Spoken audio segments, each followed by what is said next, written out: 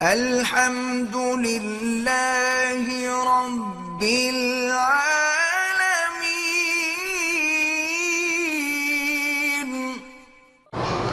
میرا پہلے حمل ضائع ہو گیا تھا، اب میں حاملہ ہوں، ڈر لگا رہتا ہے۔ یہ ڈر جو ہے نا، اسی وجہ سے حمل ضائع ہو جاتا ہے۔ اللہ پہ چھوڑ دو، ڈر کس بات کا؟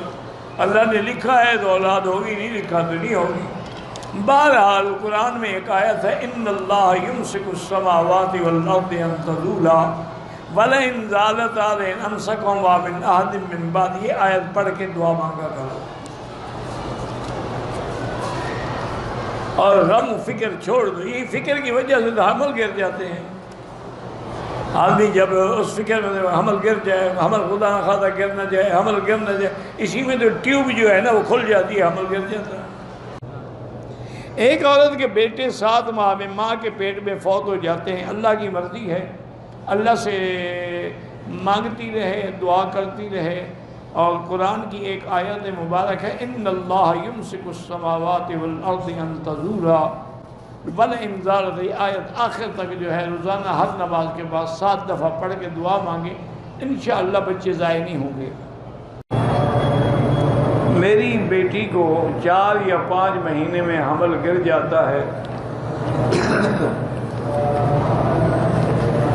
سب سے بڑا وظیفہ تو زمزم ہے اور سورۃ فاتحہ ہے کہ وہ بچی روزانہ صبح رات کو سوتے ہوئے 7 دفعہ فاتحہ پڑھ کے اپنے سارے بدن پہ پھیرا کریں اور اللہ سے دعا کریں اور علاج بھی کرائیں۔ بعض اوقات رحم کی جو کنارے ہیں کمزور ہو جاتے ہیں تو حمل نہیں برداشت کر سکتے، جو حمل کا وزن بڑھتا ہے وہ کھل جاتے ہیں۔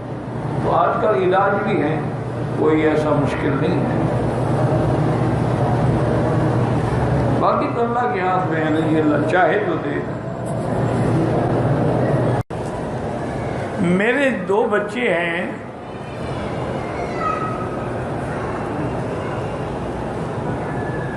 میرے 2 بچے ہیں۔ تیسرا حمل جب مجھے ہوا تو میرے شوہر نے اور سسر نے مل کر وہ حمل زبردستی گرا دیا، انا للہ، کہ خرچہ بڑھ جائے۔ لا حول ولا قوت الا باللہ۔ اللہ کے بندے، قرآن ہے، قرآن لا تقتلوا اولادکم خشیۃ املاق، اپنی اولادوں کو بھوک کے ڈر سے نہ قتل کرو۔ نحن نرزقہم وإیاکم، ان کو بھی ہم رزق دیتے ہیں، تمہیں بھی۔ اگر ایک بچہ کھانے کے لیے منہ لے کے آتا ہے تو 2 ہاتھ کمانے کے لیے بھی تو لے کے آتا ہے۔ بہرحال انہوں نے بڑا ظلم کیا ہے، آئندہ وہ گناہوں سے توبہ کریں تو ٹھیک ہے، نہ کریں تو ایسے لوگوں کے ساتھ زندگی گزارنے کی ضرورت ہی نہیں۔